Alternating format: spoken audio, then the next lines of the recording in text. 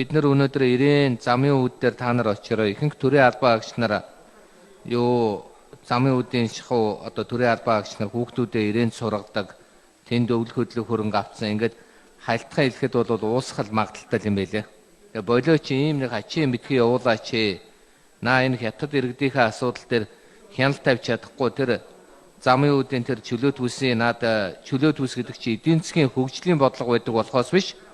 Нэг улсад ингээд газар нутгаа нэртэйгээр 100 жилээр түрээслүүлээд өгөхгүй юу?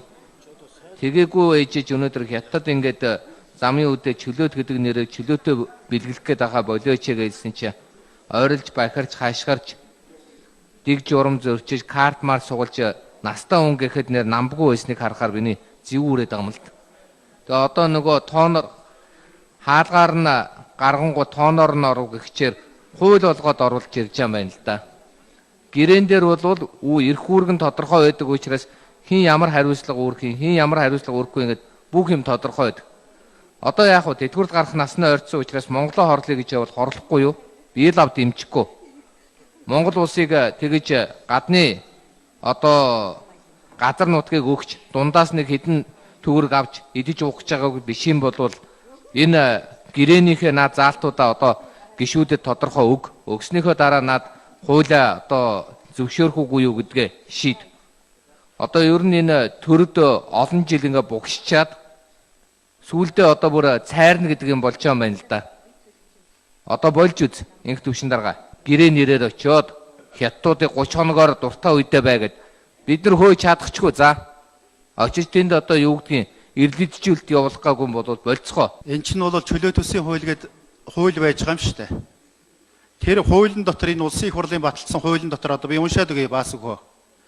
11-1-д Хөлийн бомбтод байралтай чөлөөт үсэд хил задгаа улсын иргэн 30 хоногийн хугацаагаар визгүй 3 дахь улсын иргэн харилцан зорчих нөхцөлийн асуудлаар байгуулсан Монгол улсын олон улсын гэрээний дагуу зорчноо гэд ингээд хуулийн дээр заасан байгаа.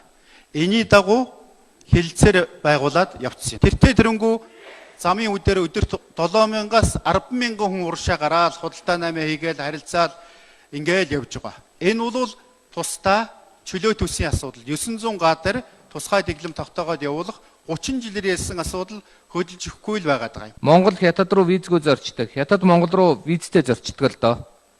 Хятадын талынхан манад визгүй зорчих маш их хүсэлтэй байд. Бид тэр мөм гаруй хүмүүсийн хажууд байна шүү дээ. Тэгэнгүүт нөгөө замын өдрүүгээ 30 хоногоор визгүй иргэдийн хувьд бол хязгааргүй орж ирэх тэр болцоог өгч ил доо.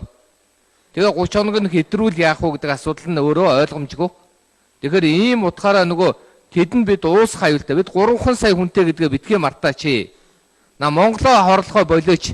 Тэр чөлөөт үс рүү ороод тэгэл өөрийнхөө орсон хаалгаараа буцаад гараа явчих юм байна.